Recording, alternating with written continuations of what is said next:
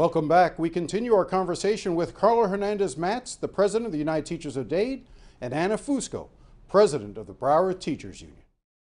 Well, the money, we have a referendum now, so our educators and our safety and security, our social emotional component, we've hired more safety and security personnel. We've hired more social workers, guidance counselors, family counselors, psychologists, all that group to take care of the needs of our students. So it's needed for that. And then it's also put significant amount of dollars into our teachers and support staff and other educators that are in our Broward County Public Schools salary. If we don't get that referendum, our educators and all of our support staff, and it will really seriously hinder keeping people employed for our safety and security component and our social emotional department, because that's money that generates those departments and helps keep money in our paychecks. All right, so that referendum for Broward is on the August 23rd ballot, Yes. which people are voting for right now. Right now. Carla, I know that in November, Miami-Dade is going forward with a referendum. Talk to me a little bit about what that referendum would do. So first of all, we want to thank the community because the community overwhelmingly approved this 4 years ago. It is, it just shows how much they value public education and the work that we're doing. And so without them, we wouldn't be able to have, obviously, this income that's helping to make sure that we have safety and security in our schools. So all of our schools have are secured by our police force, Miami-Dade County Public Schools Police. After Marjory Stoneman Douglas, we had to do a lot of hardening of our schools. So part of this money goes into that. But it also goes into making sure that we have highly qualified teachers and instructional staff that are supporting our students. And so, we're really proud.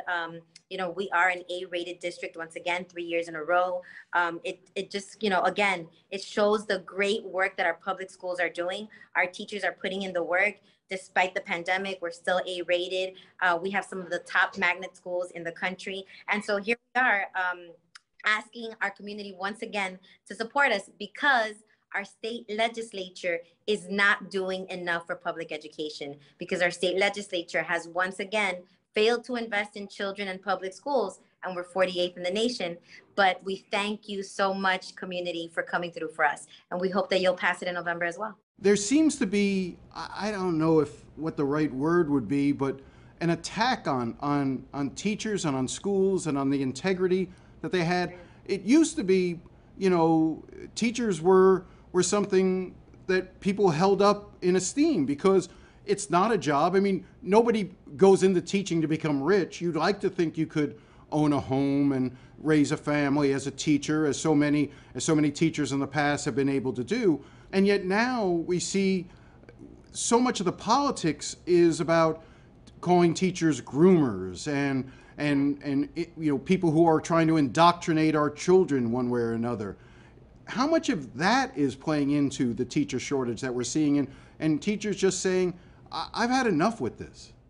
Certainly is impacting the morale, and it is a reason why teachers are either not coming into the profession, and we're seeing how the colleges of education are just not having the amount of enrollment that they used to have before, but also why so many of our colleagues are leaving the profession as well. Teachers love to just ignite and inspire knowledge in kids, and we see the spark in their eyes.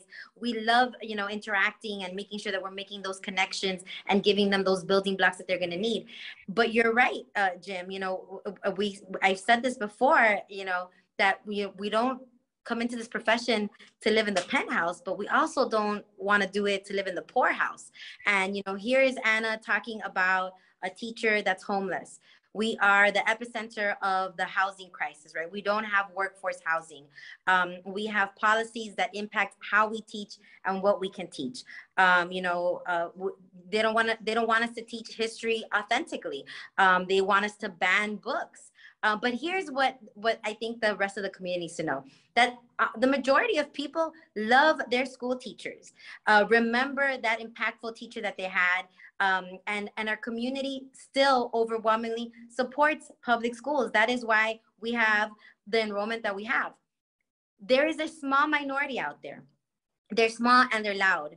And unfortunately, they're getting attention, and they shouldn't be getting attention, the attention that's creating all of these changes within our public school system. Well, the governor is giving them a megaphone in which to expand their ideas. Absolutely. They have a megaphone, they have a platform, and they're actually, unfortunately, impacting public education where they are, just it's going to be detrimental, because when you talk about banning books, when you talk about having, these politicians with an agenda that are trying to infiltrate themselves into our school board systems, really to the demise of public schools, it's going to create an ignorant community. And that's not what we want. We want to keep politics outside of the classroom. We want to make sure that we give teachers the ability to be the truth tellers that they are, and to, empower children through knowledge.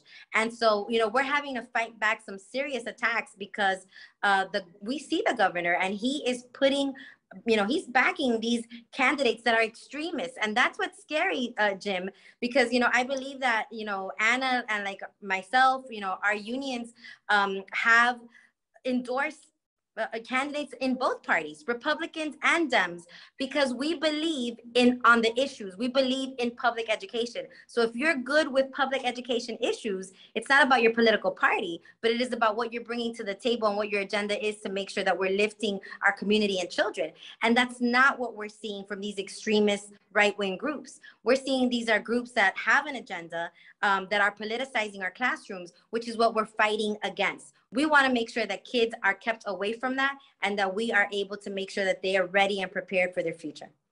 And I want to bring you in on that idea of teachers sort of being vilified as groomers, and as just something who are trying to indoctrinate children. Well, as a 30-year veteran teacher, that's, I've worked in a few schools in the Broward County Public Schools. It's so far from the truth. We have a governor, and we have a couple of people that have their own self-agendas that, almost like a cult-like mentality, that they want to keep perpetrating this myth so they can maybe dummy people down and do scare tactics. If he actually walked a public school, genuinely walked in a public school and sat in some of our classrooms, the only thing he could come out saying is like, I'm wrong. I am completely wrong. These group of teachers, these educators, these support staff, these administrators that take care of the schools, they're well kept, they're taken care of, and all they want to do is teach the student, love them, care for them, and make sure they get home back to their parents. That is what we do in our schools. We don't create curriculum. The Department of Education does. We don't create the books. Those get taken care of by publishing companies that are all connected with elected politicians. All we do is make sure that we're credentialed, we're certified. We have to continue getting credentialed and certified every 5 years.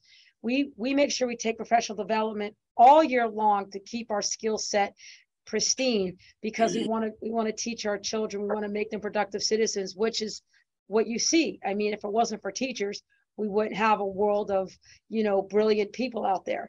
And for our elected governor and some of these elected officials, and they're tying themselves to this extreme, just anti-everything that's human, is really deplorable.